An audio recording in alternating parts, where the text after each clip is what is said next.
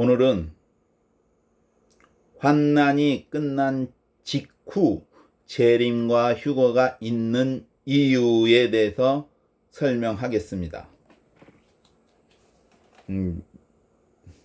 이것이 있기 전에 앞서 이제 설명한 것은 환난 전 휴거는 미혹이다라는 주제로 이야기했습니다. 그 다음에 재림과 휴거의 타임라인을 이야기했고, 근데 이제 재림과 휴거를 같이 쓸 필요는 없는데 그냥 재림의 타임라인 해도 됩니다. 왜냐면은 재림에는 휴거가 포함되어 있기 때문에. 근데 이 휴거는 뭐냐? 예수님이 오셔야만이, 재림하셔야만이 휴거가 있는 겁니다. 예수님이 재림이 안 되면은 휴거가 없습니다. 그 다음에 이제 이번이 이제 세 번째, 환난이 끝난 직후 재림과 휴거가 있는 이유에 대해서 이제 오늘 이야기하고, 그 다음에는 예수님이 이제 저녁 때 오신다. 그것을 이야기할 거고, 그것이 끝난 다음에는 이제 전 3년 반, 이스라엘 성전이 지어지고 7년 기간의 전 3년 반에 이제 대처하는 방법, 준비해야 되는 방법 무엇이냐면은 후 3년 반을 준비하는 방법, 그걸 어떻게 견뎌내야 되는가, 어떻게 해야 되는가에 대해서 생각을 해보고자 합니다. 그러면 오늘은 이제 환난이 끝난 직후 재림과 휴거가 있는 이유에 대해서 이제 설명을 해드릴 텐데, 결국은 뭐냐? 하나님의 말씀에 보면은 그것을 알 수 있는 것은 딱 두 곳입니다. 대체적으로 마태복음 24장하고 요한계시록 16장을 보면은 압니다. 그러면은 어떻게 보느냐 하면은 마태복음 24장에 보면은 이제 마태복음 24장, 이게 이제 이런 스가랴서, 다니엘서, 마태복음, 그 다음에 요한계시록, 그 다음에 뭐 데살로니가전서, 이런 구절에는 예수님의 재림에 대해서 이야기하기 때문에 재림과 휴거의 환난 날의 재림과 휴거에 대한 관심이 있는 사람들, 그런 그리스도인들은 이 구절에 대해서 아셔야 된다고 저는 생각을 합니다. 그러면 아까 환난 직후에 왜 재림과 휴거가 있느냐 하는 것에 대해서는 이제 마태복음 24장과 요한계시록 16장 두 장을 보면은 충분히 알 수가 있습니다. 그럼 마태복음 24장은 아무튼 예수님이 오실 그 이야기, 재림하실 것에 대해서 이야기하는데, 그 재림하실 때에 일어날 일들, 재림하기 전에 일어날 일들을 쭉 말씀하시면서 이제 재림 때 이제 내려오시는 것, 그것을 이야기하고 있습니다. 즉, 그날 환난 후에 즉시 해가 어두워지며 달이 빛을 내지 아니하며 별들이 하늘에서 떨어지며 하늘의 권능들이 흔들리리라. 그때에 인자의 징조가 하늘에서 보이겠고, 그때에 땅의 모든 족속들이 통곡하며 그들이 인자가 구름을 타고 능력과 큰 영광으로 오는 것을 보리라. 능력과 큰 영광으로 오는 것을 보리라. 저가 큰 나팔 소리와 함께 천사들을 보내리니 저희가 그 택하신 자들을 하늘 이 끝에서 저 끝까지 사방에서 모으리라.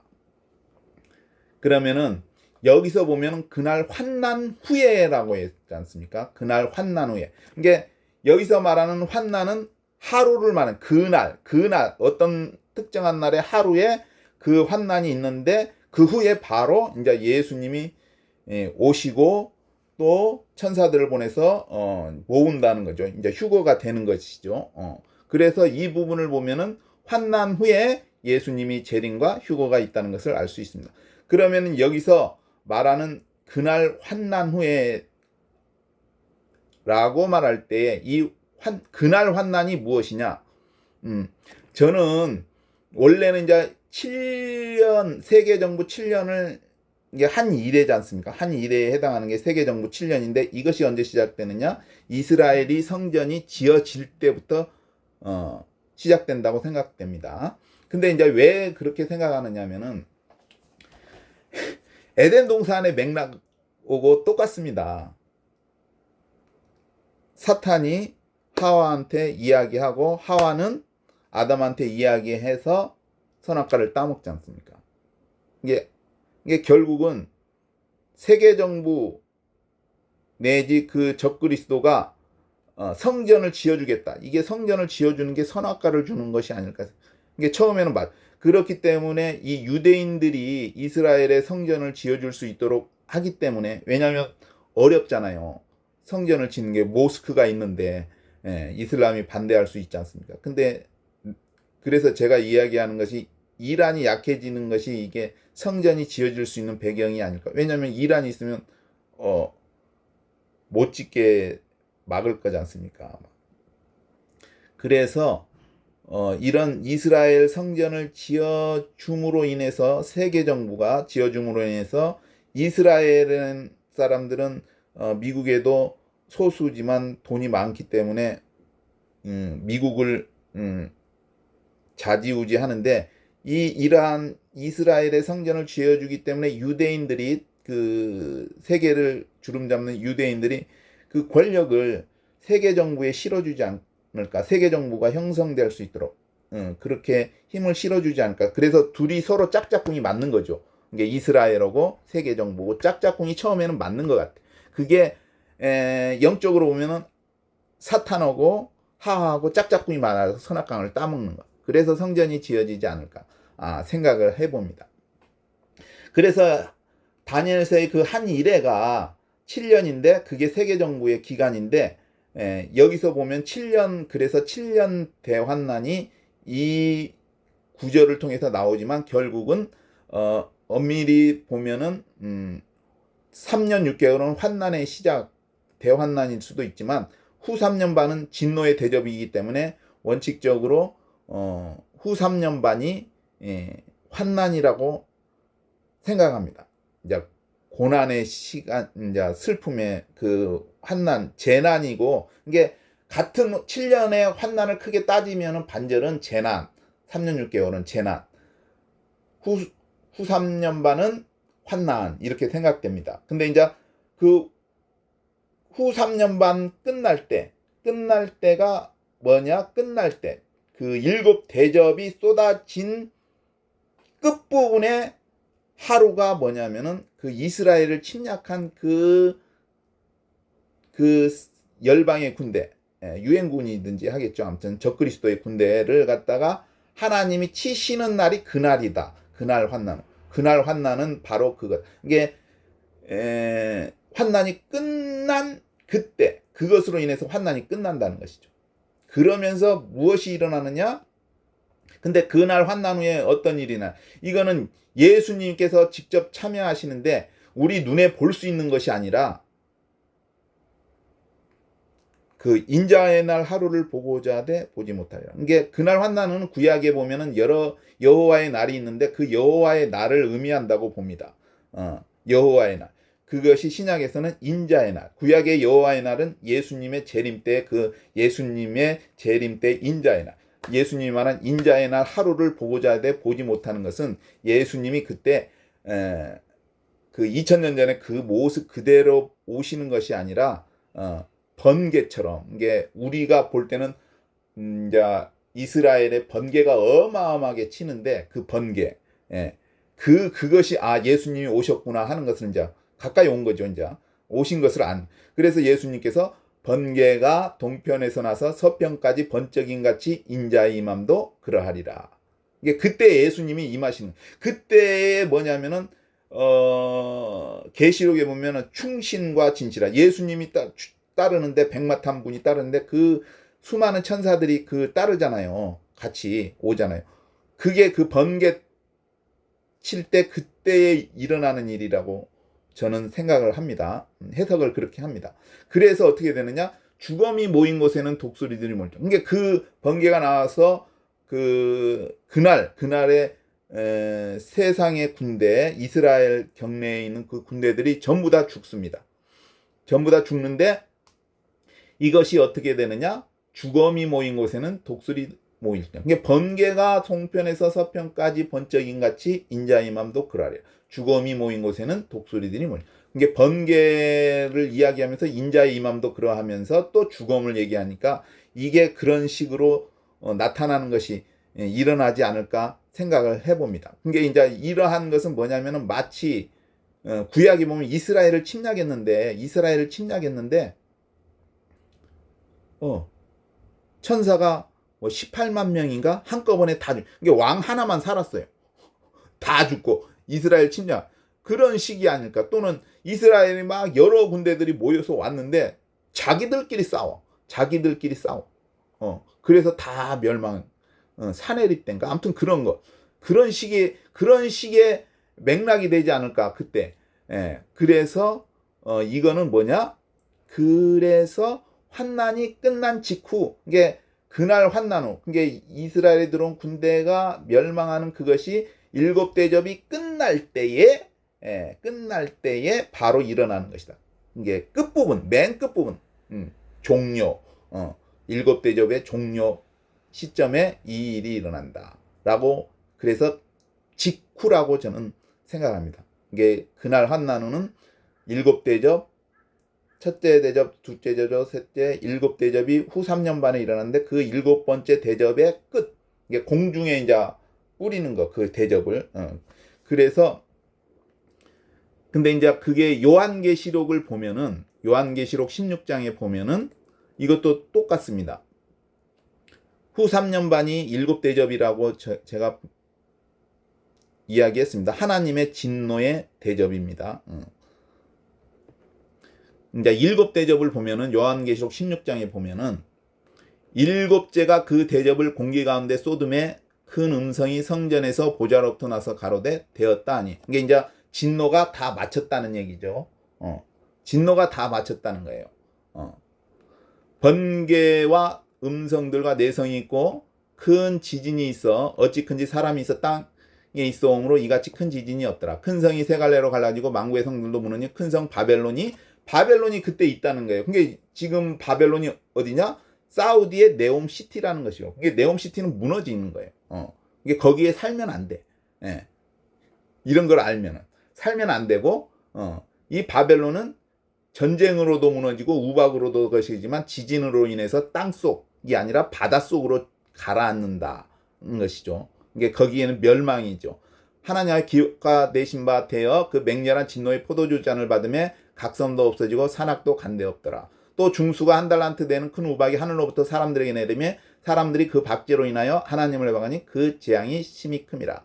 이게 진노의 포도주잖아요. 진노의 포도주잖아요. 이게 그거는 무엇이냐? 계시록에 보면은 이제 추수가 있어요. 추수가. 알곡 추수가 있고 포도주 추수가 있잖아요. 알곡 추수는 뭐냐? 창고에 드는 이게 천국에 가는 사람들이야. 이게 이 사람들은 뭐냐? 짐승의 표를 안 받고 순교당하는 사람들이 알곡이에서 하나님의 창고. 이게 천국에 가는 거. 부활해서 휴거 가는 거. 그 다음에 포도주는 뭐냐? 유황불못에 던져지는 거. 산채로 유황불못에 던져지는 거. 이게 짐승표를 받은 자들. 그게 이게 진노의 포도주 잔을 받으면 이게 거기 네옴시티, 이게 바벨론에 있는 사람들이 죽는데 지진으로 죽지만 전쟁으로도 것이고 지진으로도 한꺼번에 오니까 죽는데 이들이 포도주 수확이나 마찬가지예요. 포도주 수확이 되는 거야.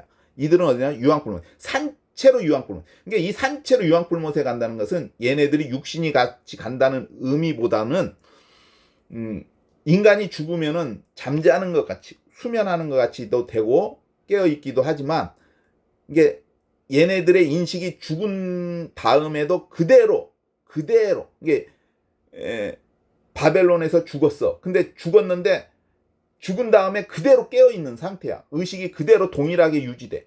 그러면서 지옥에 가 있는 거야. 무슨 얘기인지 이해하셨죠? 연속적으로. 그래서 이 포도주 잔을 받으면가 이제 죽는 거야. 그래서 이들이 모두 뭐냐면은 짐승의 표를 받은 사람들. 이게 짐승의 표를 받은 사람들은 예수님이 재림하기 전에 다 죽는데 예수님에 의해서 죽는데 이게 어떤 의미가 있느냐? 출애굽 때에 영적으로 보면 출애굽 때에 장자들이 다 죽잖아요. 그 장자에 해당하는 거야. 애굽의 장자에 해당하는 거야. 그 짐승표를 받은 사람들. 그래서 계시록의 그 20장인가 보면은 짐승이 있고 거짓 선지자가 유황 뿔못에 있는데, 이 짐승이 한 사람, 한 인격을 말하는 게 아니라 짐승표를 받은, 이 짐승표를 받은 모든 사람들을 말할 수 있다고 저는 이제 그렇게 해석합니다. 자, 보면은 마태복음 24장하고 계시록 16장에 보면은, 계시록 16장은 뭐예요? 7대접이니까 후 3년반 끝이잖아요. 그죠? 후 3년반에 7개의 대접이 쏟아지니까. 그러면 여기서 마태복음 24장에도 환난 그 끝에 계시록 16장도 7대접 끝이니까 그때 예수님이 온. 그러면은 이걸 보면은 왜 그렇게 볼 수 있느냐 하면은, 이게 같은 내용인 것을 이제 다르게 이제 계시록에는 이렇게 표현하고 마태복음은 이렇게 표현했다고 생각합니다. 자, 보면은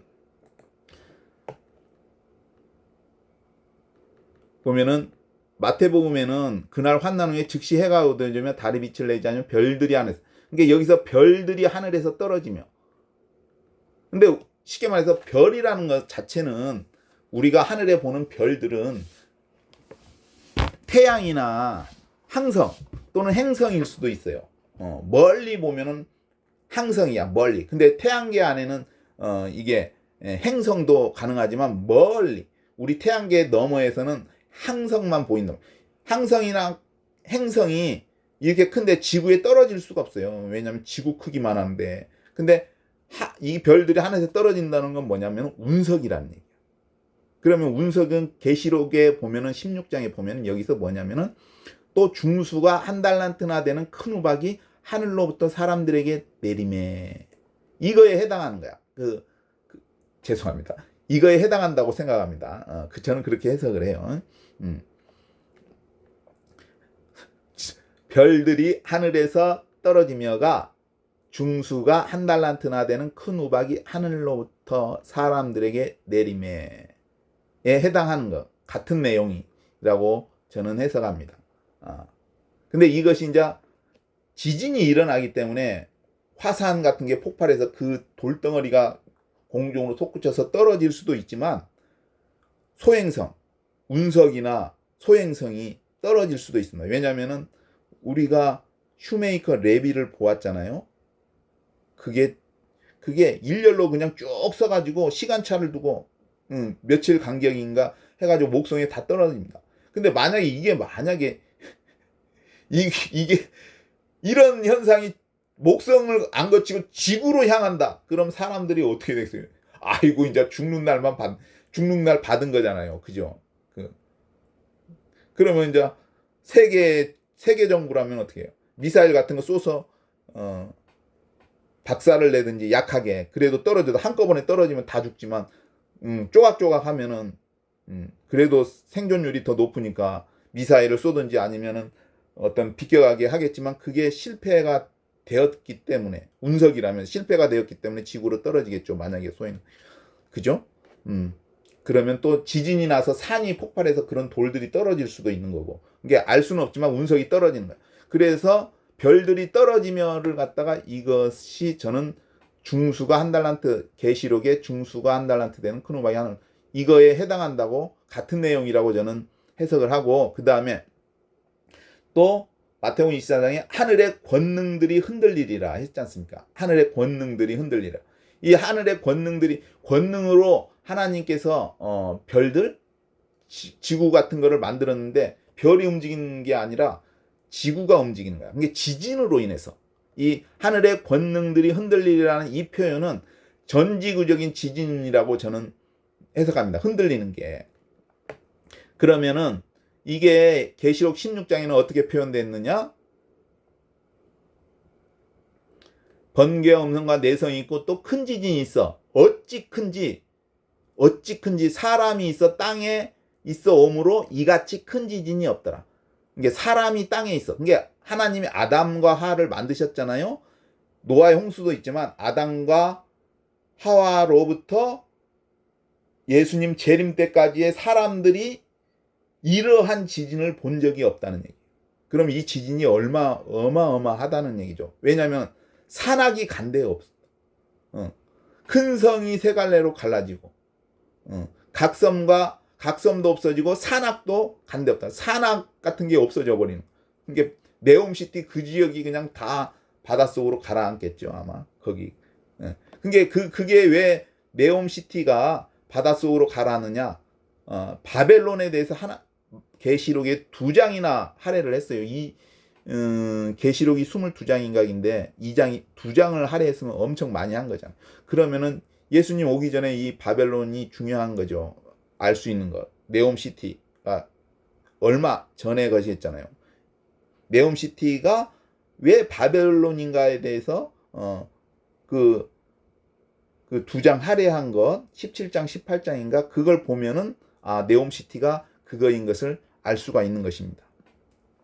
그건 그 전에 설명을 했으니까 넘어가고 그러면은 어떻게 됐느냐? 왜 바닷속으로 가라앉느냐? 천사가 맷돌을 가지고 바닷속에 던졌어. 그게 바닷속으로 간다는 거야. 떨어진다는 거야. 그리고 그런 지진이 있으면 어떻게 되냐? 이게 성경에 보면 예수님께 가버나움아 내가 하늘에까지 높아지게 음부에까지 낮아지. 이거는 뭐냐면은 가버나움도 그 말씀이 아마 거기 그 가버나움도 지진으로 인해서 땅이 밑으로 가라앉을 것 같아. 그런 생각을 해봅니다. 근데 이제 여기서 볼 때 이제 포도주 잔을 받으면 이런 짐승들이 죽잖아요. 죄송합니다. 짐승표를 받은 사람이 죽잖아요. 근데 이게 어떤 의미냐? 혼인잔치를 차렸어. 그 마태복음에 이제 왕이 아들을 위해서 혼인잔치를 차려가지고 근데 내가 살찐 짐승을 잡고 모든 것을 갖추었으니 혼인잔치에 오소서. 그게 이제 그 이스라엘 침략한 걔네들은 죽은 존재들은 어느냐? 혼인잔치의 그 짐승들이다. 혼인잔치를 위하여 베푼 이제 만찬을 위해 잡은 짐승들이다라고 생각을 하면 돼요. 그래서 이제 이걸 보면은 알 수가 있잖아요. 그죠? 마태복음이 아니라 계시록 16장을 보면은 마태복음 24장과 연결해서 봐야 되지 않습니까? 그러면 이제 알 수가 있어. 그래서 7 대접이 끝난 직후에 예수님이 오신다. 재림과 휴거가 있다. 마태복음 이제 왜냐하면 그때 이제 하늘에서 보이고 그때 땅에 보는 통곡하며 인자 구름을 타고 능력 저가 큰 나팔 소리와 천사들을 보내니 저희가 그 택하신 자들 하나님 끝에서 접근. 이게 저가 큰 나팔 소리가 무엇이냐면은 저의 해석에 의하면은 이거는 7번째 나팔이 아니라 데살로니가 전서에 나오는 4장에 나오는 하나님의 나팔로 저는 해석합니다. 이게 마태복음 24장에 저가 큰 나팔 소리와 함께 천사들을 보내리니 저희가 그 택하신 자들을 하늘 이 끝에서 저 끝까지 사방에서 모으리라 했는데 큰 나팔 소리가 데살로니가 전서에 하나님의 나팔과 같은 내용이라고 저는 해석을 합니다. 이제 데살로니가 전서에도 재림과 휴거에 대해서 이제 나오는 겁니다. 그래서 7번째 게 첫 번째 나팔 이게 7개의 나팔의 7번째 나팔은 나팔 안에 나팔이 끝나면은 하나님의 나팔 큰 나팔 소리가 나는 것이죠. 7번째 나팔은 7번째 대접을 붓기 위한 나팔이고 그 7번째 나팔의 끝부분 끝난 직후 아니면 끝부분에 하나님의 나팔이 이제 들려지는 거죠. 그게 마태복음의 큰 나팔. 이건 이제 휴거를 위한 나팔이겠죠. 왕이 행차했고 휴거가 바로 일어나는 그것. 그러면은 여기서 보면은 데살로니가전서 4장은 주께서 이제 형제들아 자는 자들에 관하여는 너희가 알지 못함을 우리가 원치 않으니 이는 소망 없는 다른 이와 같이 슬퍼하지 않게 하려 함이라. 우리가 예수의 죽었다가 다시 사심을 믿을진대 부활이죠. 이와 같이 예수 안에서 자는 자들도 하나님이 저와 함께 데리고 오시리라. 이게 이상하잖아요. 자는 자들은 죽은 자들인데 땅에서 공중으로 올라가 있는데 예수님과 함께 온다는 거야. 데리고 온대 예수님이. 그건 무슨 말이냐? 예수님이 승천하셨을 때, 그때 죽으셨을 때 천사들 아니 이제 영안이 열린 사람 보잖아요. 무덤이 터지고 막 바위가 터지고 무덤에서 잠자는 자들이 일어나서 성으로 들어가잖아요. 그렇죠? 그것이 영안이 열려서 보이는 건데 그게 그 당시에 사람들이 예수님을 통해서 부활을 통해서 하늘나라에 갔다는 거죠. 그 사람들을 하고 같이 온다는 것이죠. 예수님이.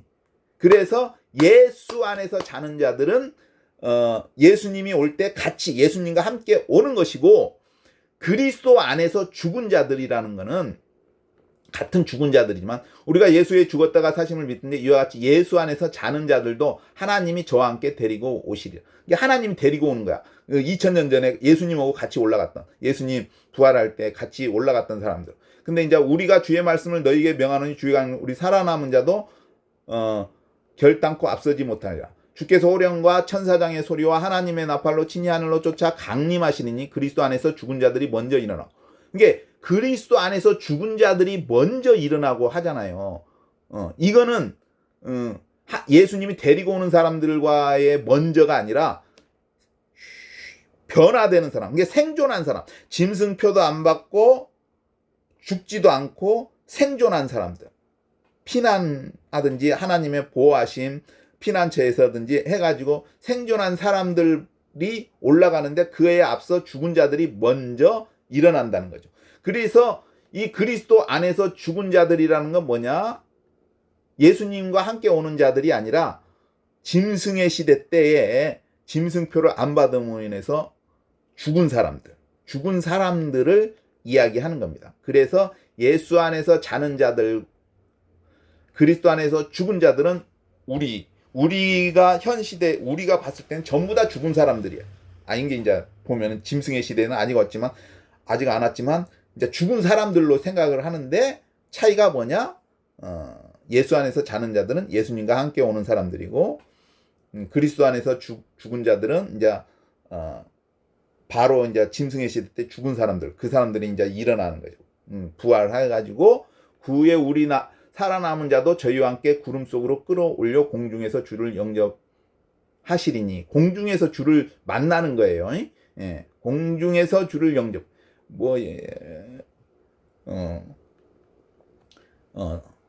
그리하여 우리가 항상 주와 함께 있으리라. 그러므로 이 여러 말로 이라. 주와 항상 함께 있으리라. 내가 항상 이야기하지만 이렇게 공중으로 올라간 사람들은 어떤 사람들이냐? 영원에 들어간 거예요. 영원에 들어간 거. 죽지도 않았고 천사. 왜냐하면 예수님께서 부활 때에 이야기를 했어요. 부활 때에 이제 사두개인과 바리새인도 예수님 시험할 때 일곱 형제가 한 여자 하나 막 거시해가지고 했는데, 그거에 대해서 부활 때는 장가도 아니하고 시집도 아니하고 저희는 다시 죽을 수도 없고 죽지 않는 존재, 천사들과 같다. 천사들은 안 죽잖아요. 내가 이 얘기했잖아요.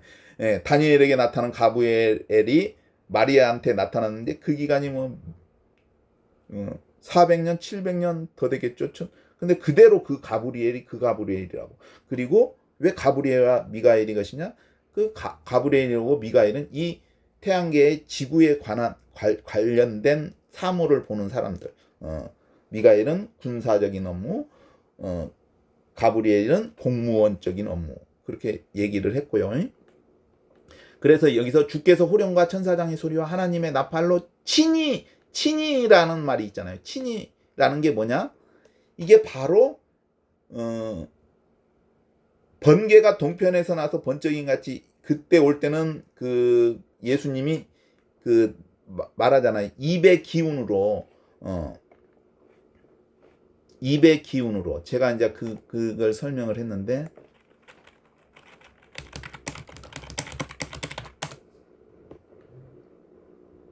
데살로니가 후서에 보면은 이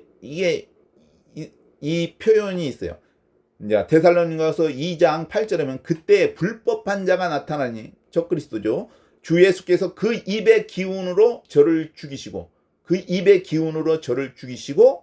그 다음에 강림하여 나타나심으로 패하시리라. 그러니까 예수님께서 그 입의 기운으로 저를 죽이시고는 뭐냐? 번개가 동편에서 나서 서편까지 번쩍인같이 인자님만도 거라. 그것을 말하는 것이고 그 표현 입의 기운으로 죽이. 그러니까 이건 예수님을 볼 수 있는 것이 아니. 번개가 치면 예수님께서 이제 이스라엘 침략한 군대들을 죽이시는구나 하는 걸 알고 강림하여 나타나심으로. 강림하여 나타나심은 뭐냐면은 강림하여 나타나심으로는 뭐냐? 친히 하늘로 쫓아 강림하신. 이거는 이제 볼 수 있게 예수님이 볼 수 있게 나오는 거죠. 이게 바로 그날 환난 후에 바로 그때는 이제 안 보이게 번개로 나타나면 번개가 치니까 예수님이 이제 바로 그 후에 직후에 이제 그 예수님이 오시는 거죠. 이제 보이게끔 온다는 건 뭐냐? 몸 2000년 전에 올라가셨던 그 몸, 부활하신 그 몸 그대로 오신다는 거죠.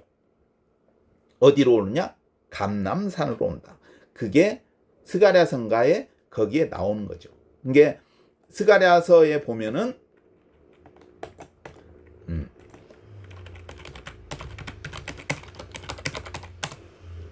스가랴서 14장 4절에 보면은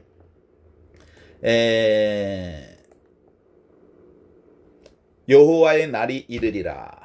그날에 내 재물이 약탈되어 너희 중에서 나누리라. 그러니까 그 번개 치는 거, 그 여호와의 날, 예수님 인자의 날 하루를 못 본다. 이제 그때는 그 적군을 멸망시키기 위해서 내가 10골마 예루살렘 싸우게 하니 그 성향 가위 약탈되는 분야가 욕을 하면 성배정을 그래. 그때 여호와께서 나가서 그 열국을 치시되 이왕 전쟁 날에 싸운 것 같이 하시리라. 이게 그때는 하나님께서 예수님이 재림해 가지고 싹 쓸어버리는 거잖아요. 눈 쏟고 뭐 살이 쏟고 다 전멸인데 그러면 2000년 전에는 왜 이스라엘이 버렸잖아. 예수님 자신들의 하나님을 예수님을 버렸잖아요. 이스라엘 그 사무엘 때도 너를 버린 왕을 뽑아다는 너를 버린 게 아니라 나를 버린 거다. 하나님을 버린 똑같아 맥락이. 예수님을 버렸잖아요. 그게 예수님을 버려버렸는데 예수님이 도와줄 수가 없잖아요. 근데 이제 재림 때는 어떻게 돼? 이스라엘 백성이 이제 정결케 되는 거야. 정금같이 막 단련하시는 데가 정금같이 나오려. 이게 이스라엘 백성이 이제 환난을 통과하니까 이제 얘네들이 정결케 되는 거야. 이게 정결. 이게 그때는 예수님이 이제 도와주시는 거죠. 이게 전쟁 날에 싸움같이 나가서 싸우시는데 그날에 그의 발이 예루살렘 앞 곧 동편 감람산에 서실 것이요 감람산은 그 한가운데가 동서로 갈라져 매우 큰 골짜기 되어 산 절반은 물구로 산 절반은 나무로 옮기고 그 산 절반까지 아셀까지 믿자. 너희가 그의 산 골짜기 도망하되 유다 왕 우시야 때의 지진을 피하여 도망한 같이 하리라. 나의 하나님 여호와께서 임하실 것이요 모든 거룩한 자가 주와 함께 하리라. 그쵸? 모든 거룩한 자가 누구야? 모든 거룩한 자가 누구야? 천사들도 되지만 여기서 보면 예수님 때 승천한 사람들 같이 그 올라간 사람 눈에는 안 보이지만 이게 우리가 이게 그 사람들이 승천했는지 어떻게 이게 똑같은 거예요. 예수님이 한 강도한테 내가 오늘 낙원에 있으리라 했잖아요. 그러면은 예수님이 낙원에서 있어가지고 그냥 천국에 가도 되는데 굳이 왜 부활했을까? 그 강도는 그냥 낙원에 있겠죠. 그쵸? 근데 예수님이 왜 왔을까? 부활을 이야기하잖아. 부활이라는 게 있다. 죽음으로 끝난 게 아니다. 그런 걸 보여주잖아. 지옥에 있는 부자가 형제들에게 가서 얘기해 주소. 그러니까 선지자와 율법이 있다. 그 말은 아닙니다. 죽은 자가 가야 거시기 할 겁니다. 설령 죽은 자가 가서 얘기해도 안 믿을 것이다. 그게 예수님이잖아. 그 죽은 자가 오신 게 예수님이잖아. 예수님이 얘기를 하는 거 아니에요. 지금 부자의 기도를 지금 예수님이 들어주신 거나 마찬가지잖아. 안 듣는 것 같은데. 거룩한 자가 누구야? 예수 안에서 자는 자들. 함께 오는 거야. 그렇지. 이 사람들이 함께 오니까 하늘은 어떻게 돼? 온 세상 밝아지는 거야. 이제 영광으로. 그래서 구약에 보면 하나님께서 여호와께서 맹세할 때 온 땅에 여호와의 영광이 충만할 것으로 맹세하노니. 막 화가 나서 그런지 모르겠지만 아무튼 하나님이 맹세를 온 세상에 여호와의 영광이 충만할 것으로. 그러면은 쉽게 말해서 그때 밤인데 막 대낮보다 환해질 수도 있지 않을까? 아무튼 환하게 그런 영광의 오니까 예수님이 세상의 빛이잖아요. 그게 그 영광이 환하단 말이에요. 밤에 오는데 밤이 돼야 더 환하게. 그래서 오는 것이고, 근데 예수님께서 이 감람산에 섰는데 지진이 나는데 쫙 거시면서 생수가 막 솟는 거야. 근데 이게 우리 보면은 뭐라고 해야 되나? 비가 오면은 막 물이 흐르고 비가 안 오면은 가물고 뭐 좁게 쪼르륵, 그게 아니라 계속 흐르는 거야. 계속. 1년 12 비가 오든 아니든 사시사철 거기 감람산에서 흐르는데 한쪽은 어디로 가느냐? 지중해 쪽으로 가는 거야. 한쪽은 어디로 가냐? 사해로 가는 거야. 계속 사시사철. 우리가 이걸 어떻게 알아? 하나님의 말씀. 하나님의 말씀에 근거해서 우리가 미래에 예수님 오시면 그렇게. 그러니까 예수님이 올 때에도 지진이 나잖아. 그러니까 그 지진이 전지구적인 지진하고 맥을 같이 하지 않느냐 이 말이죠. 무슨 얘기인지 이해하셨죠? 예수님이 감람산으로 딱 왔을 때에 지진이 감람산에 있는데 이 지진이 작은 지진이 아니야.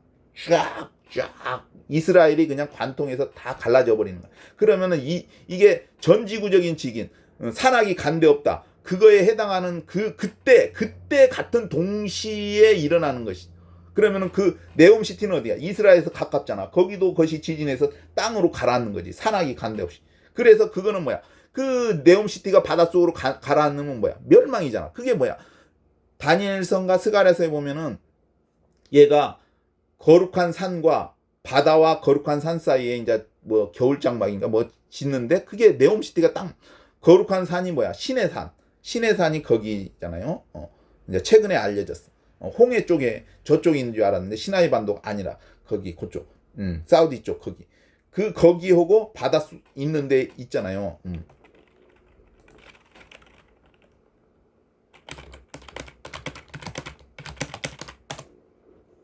다니엘서에 나오네.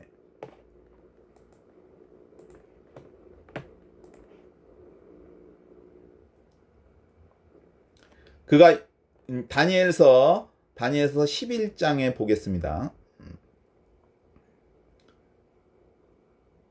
그의 권세로 애굽의 금은 보물을 잡을 것이요 리비아 사람과 구스 사람이 그 시종이 되리라. 그러나 동부로 소민이 그로 번민케 함으로 그가 분노하여 나가서 많은 무리를 다 도륙하 침묵하느냐. 그가 장막 궁전을 바다와 영화롭고 거룩한 사이에 베풀 것이나 그의 끝이 이르러 도와줄 자가 없으리라. 무슨 얘기인지 이해하셨죠? 바다와 장막 궁전이 아마 네옴시티를 말할 거예요. 바다는 그 홍해, 영화롭고 거룩한 산 사이는 신의 산. 이게 네옴시티가 그 신의 산과 홍해 사이에 있는 거죠. 그게 얘가 그의 끝이 이르니 도와줄 자가 없어. 이게 망한 것이죠.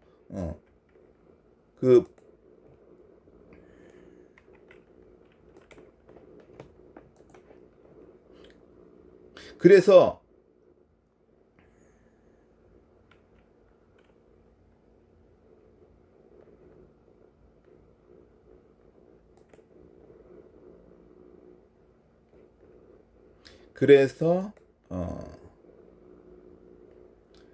이게 이제 다니엘서 9장에는 또 설명을 하지만 그가 장차 많은 사람으로 한 일해 동안 이게 7년 이 한 일에는 어떤 의미냐면 72대의 기간이에요. 이스라엘이 정결케 되는 기간, 그 느부갓네살 왕인가 아무튼 그때부터 72대가 시작해가지고 한 일회가 이제 끝부분. 정결케 된다는 게 뭐예요? 정결케 되면은 받아들여진다는 거야. 그건 잠깐 나중에 이야기하고, 언약을 굳게 정하였고 그가 이레의 절반의 제사와 예물을 금지할 것이요. 또 제사와 예물을 성전이 지어졌지만 이제 예물을 우리는 모르지만 이 말씀에 근거해서 미래에 이스라엘 성전이 지어지는데 얘네들이 진짜로 짐승 잡고 구약처럼 진짜 짐승을 잡고 짐승 잡고 피 흘리고 그런 식으로 제사를 지내요. 이거는 이렇게 된다니까. 그래서 금지할 거죠. 그게 이제 적그리스도가 중간에 이제 그걸 금지하고 자기가 이제 거기 앉아서 하나님이라고 하고 그 다음에 우상을 만들어. 또 잠포하여 미운 물건이 날개를 의지하여 설 것이며 또 이미 정한 종말까지 진노가 황폐케 하는 자에게 쏟아지리라. 이 종말까지 이미 정한, 이게 정해졌어. 얘는 정해진 거야. 그게 3년 6개월. 이미 정한 종말까지, 정해진 종말까지, 예, 황폐케 하는 자에게 쏟아지는 게 적그리스도에 쏟아지는 거야. 그게 멸망이야. 멸망의 아들이라고 하잖아. 불법의 아들, 진노의 아들, 불법의 아들, 죄의 사람, 멸망의 아들이잖아. 멸망. 그게 멸망하는 거야, 그냥. 그의 끝은 멸망이야. 짐승표 받으면 같이 멸망하는 거지, 이제. 예, 그렇게 되는 거예요. 그래서 이제 예수님이 강림해서 거기서 거시하기 때문에 친이라는 것은 그 2000년 전에 그분 자신을 말하는 거예요. 그분이 내려와서 이제 그때 지구적인 지진이, 이게 그 전지구적인 지진 있잖아요. 사람이 있어부터 오므로부터 이렇게 큰 지진이었다. 그 지진하고 맥락이 같은 시기, 그 시간에 전지구적인 지진이 일어난다고 생각합니다. 그게 그 같은 때 비슷한 시기에, 시간에. 그래서 이제 휴거가 되는 거죠.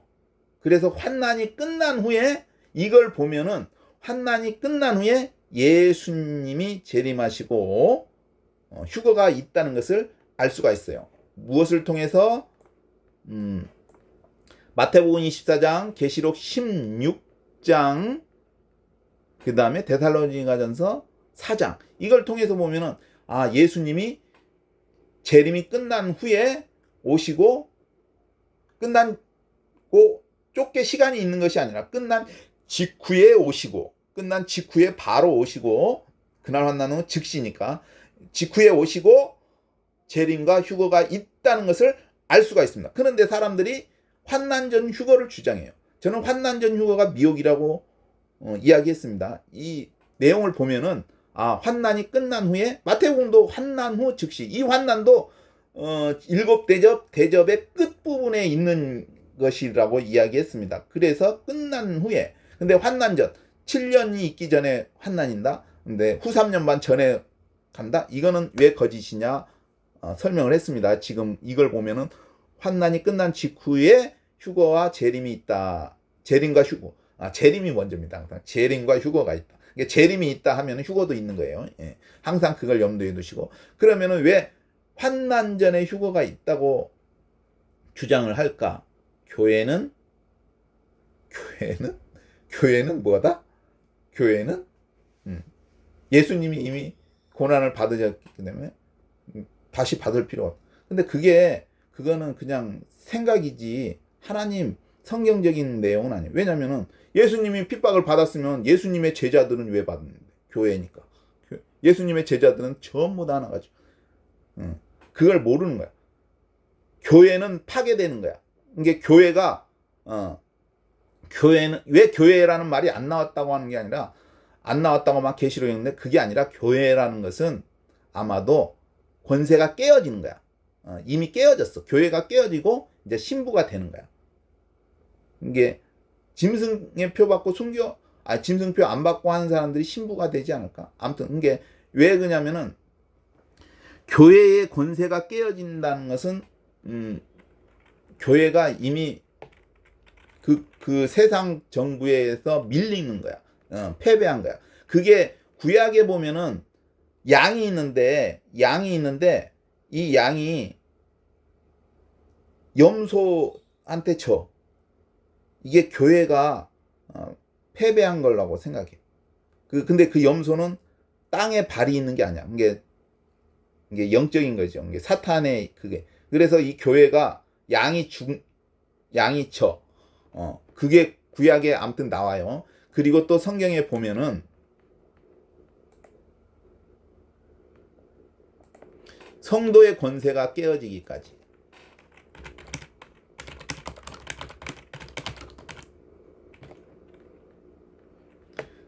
다니엘서 12장 7절에 보면, 내가 들은즉 그 세마포 옷을 입고 강물 위에 있는 자가 그 좌우 손을 들어 하늘을 향하여 영생하시는 자를 가리켜 맹세하여 가로되, 반드시 한 때와 두 때와 반 때를 지나서 성도의 권세가 다 깨어지기까지, 그렇게 되면 이 모든 일이 다 끝나리라. 그죠? 이게 후 3년 반을 통해서 성도의 권세가 다 깨져. 이게 교회가 깨진다고 생각되어져요. 교회라는 것 자체가. 왜냐면은 이제 교회가 신부로 바뀌는 거야. 이게 교회라는 어떤 뭐라 그럴까 누에 꼬치가 있어. 이게 여기서 이게 교회가 이렇게 누에를 막 해. 근데 이제 어떻게 되냐? 3년 6개월 그 성도의 권세가 다 깨. 후 3년 반이 되니까 이제 어떻게 누에 꼬치에서 나비로 나온 거야. 그래서 그게 교회야. 휴거되는 사람들이 교회지. 쉽게 말해서 신부고 어린 양의 신부고 교회라는 단어가 없는 게 아니라 교회가 깨어져서 휴거되는 사람들이 교회라는 얘기지. 엄밀히 따지면 그 예수님의 신부. 이게 교회가 이렇게 이제 뭐라 할까 곡식이 무르익듯이 누에가 이제 나비로 되기 전에 이제 꼬치를 틀잖아요. 그러면 그 속에서 있단 말이야. 그러면 이게 이제 3년 6개월을 지나면서 이 교회가 누에 꼬치를 튼 교회가 깨지는 거야. 성도의 권세가 다 깨지. 그러면 거기서 뭐가 나오느냐? 나비가 나와. 이게 휴거되는 사람들. 생존하든 변화된 사람들인지 부활된 사람들인지 다 합쳐서 그들이 이제 이 누에 꼬치에서 나와. 이들이 이제 예수님의 신부다 이 말이죠. 깨어지기. 성도의 권세가 깨어지기까지. 이게 성도의 권세가 깨어진다는 것이 아까 구약에 보면은 다니엘서에 양이 있는데 염소한테 밀려서 져. 그게 성도의 권세가 깨어진다는 것의 내용이라고 저는 생각해요. 근데 그 염소는 좀 특이해. 땅에서 뜨였어. 그게 이거는 어둠의 세력에 의해서 양이 지는 거죠. 그리고 이 성도의 권세가 다 깨지는 것은 영적으로 보면 뭐냐? 예수님이 잡혔을 때에 동산에서 예수님의 12 제자들이 어떻게 돼? 다 도망가잖아. 무슨 얘기인지 이해하셨어요? 다 도망가잖아요. 그게 성도의 권세가 깨어지는 거라고 저는 생각을 합니다. 그 의미를 그렇게 둬요. 성도가. 이게 그 성도의 권세가 깨어진다는 건 또 뭐냐?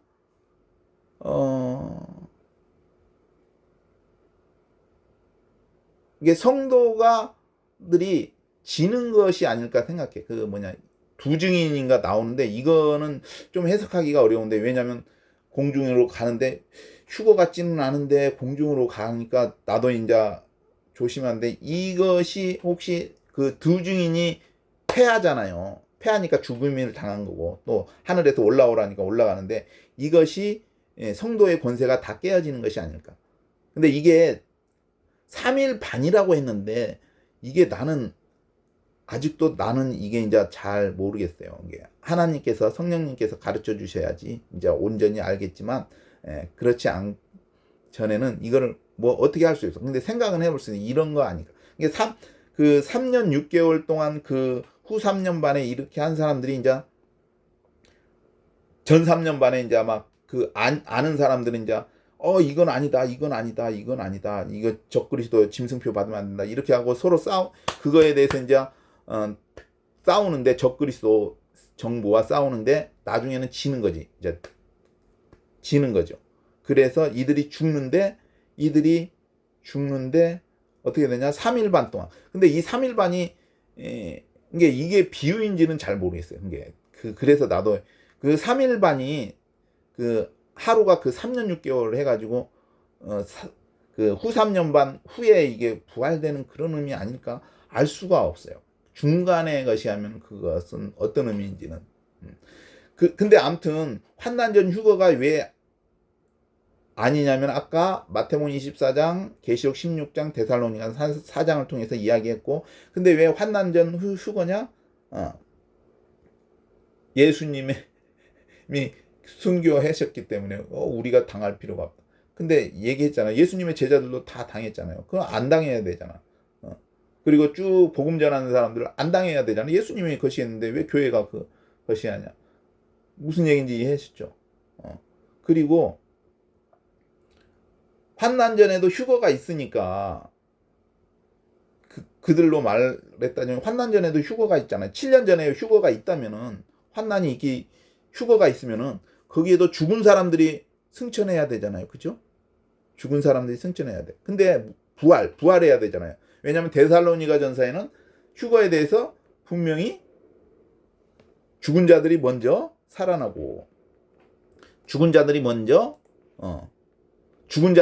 일어나고 구에 우리 사람하는 데도 함께 구름 속. 그럼 이게 휴거인데 그러면 환난 전에 이게 있으면은 생각을 해보세요.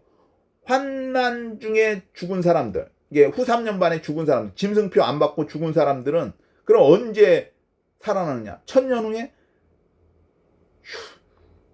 휴거가 있고 그게 첫째 부활인데 그 다음에 부활하는 것은 둘째 사망이라고 하는데 그건 1000년 후에 있어. 근데 신기하게도 계시록에 보면은 짐승표 받고 한 사람들이 부활하는 거에 대해서 나옵니다.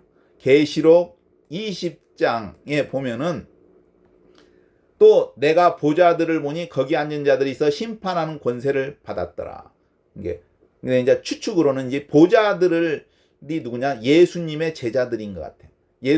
나를 쫓는 너희도 이스라엘 12 보좌에 앉아 이스라엘 12지파를 심판하리라. 그 말에 근거해서 이것이 예수님의 제자들이 아닐까. 제자들의 보좌. 앉아서 이스라엘의 심판하는 권세를 받았더라. 이게 심판하는 권세는 이거는 유황불못에 던져 넣는 것보다도 첫째 부활에 합당하냐 안 하냐.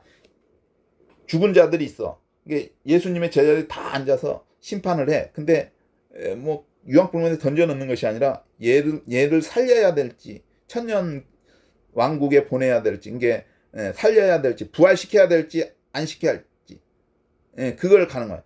나중에 1000년 후에는 다 부활하는데 그거는 심판의 부활이고 그래서 이게 생명의 부활을 시켜야 될지 안 시켜야 될지 그래서 예수님께서는 부활하기에 합당한 자들은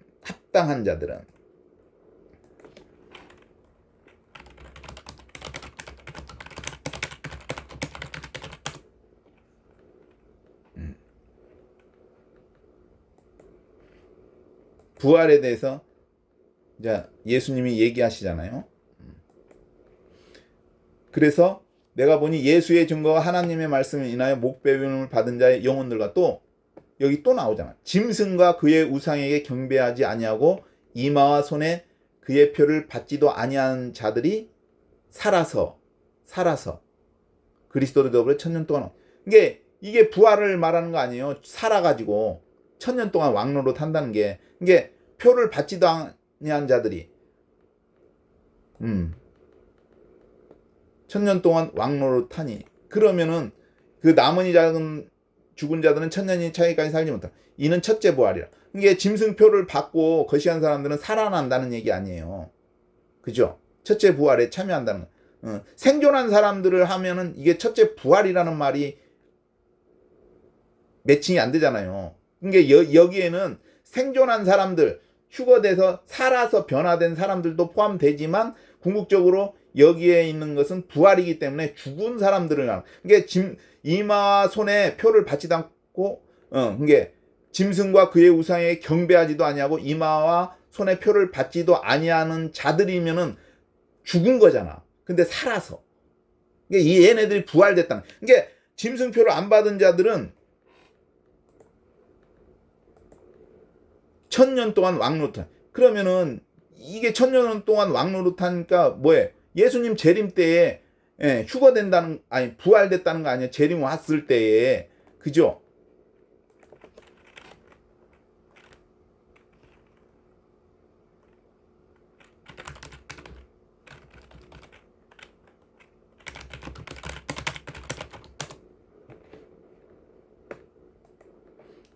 즉 누가복음에 보면은 부활에 관해서 두 가지를 알 수가 있어요.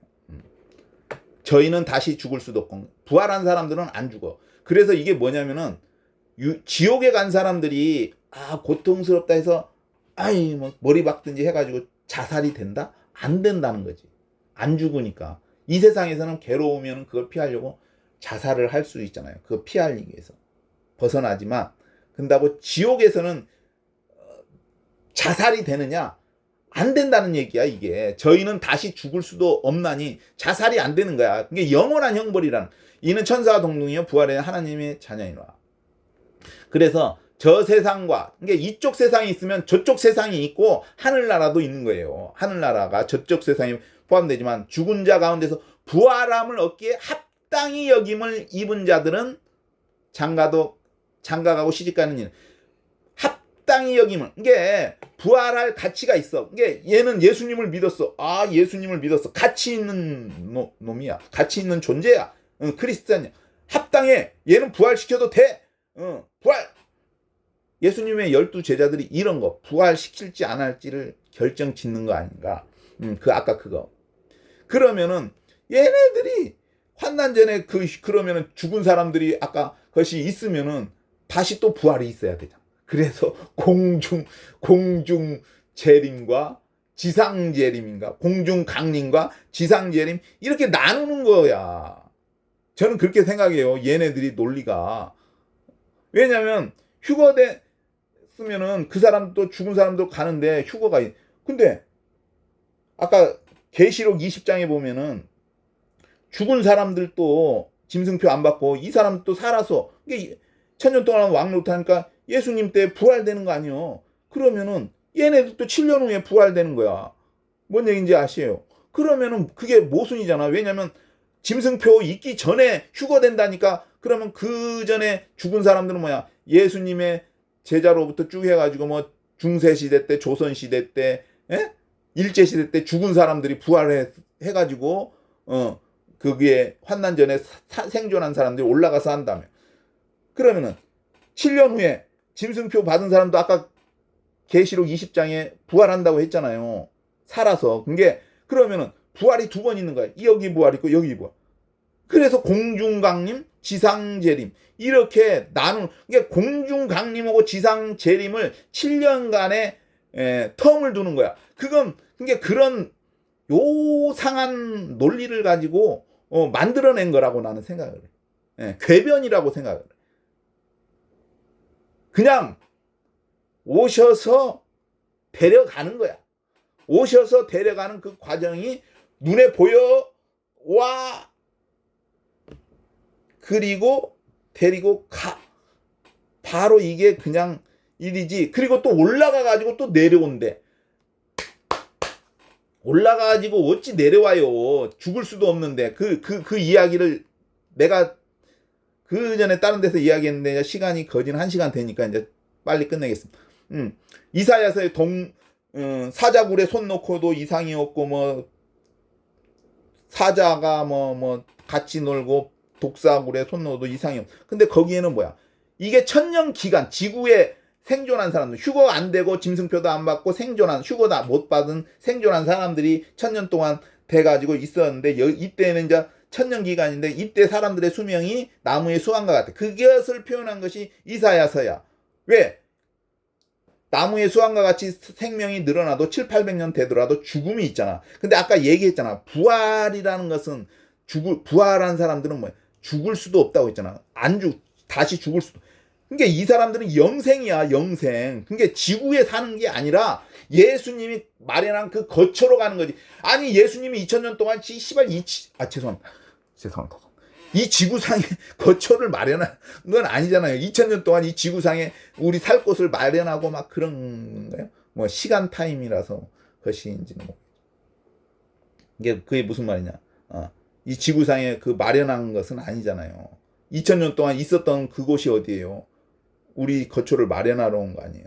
이게 데리러 간다고 했잖아. 너희는 마음에 근심하지 말라. 하나님을 믿으니 또 나를 믿. 내 아버지 집에는 거할 곳이 많다. 그렇지 않으면 너희에게 이르소. 내가 너희를 위하여 처소를 예비하러 가노니. 처소를 예비하러 간다고 하잖아. 가서 예비하면 내가 다시 와서 너희를 내게로 영접하여 나 있는 것. 아니 여기서 처소로 데려가는데 이 지구로 다시 오면 그게 처소로 데려가는 건 아니잖아요. 이게 다시 내려온다는 그 거짓된 말에 현혹되면 안 돼요. 이제 백마를 타고 따르는 사람들은 뭐냐? 하나님의 천사든지 예수님 잔자는 자든지 그들이 이제 아까 번개 칠 때, 그게 멸할 때, 전쟁할 때 그때 거시하는 것이 그게 지상으로 내려와서 지상에 거주한다는 그건 혹은 이게 지상에는 천년기가 있고 휴거된 사람은 천년 왕국이 있고 그렇게 나눠지는 것이죠. 이상 환난이 끝난 직후에 재림과 휴거가 있다. 있는 이유에 대해서 설명했습니다. 예수님께서는 분명히 다시 오십니다. 이상 끝마치겠습니다.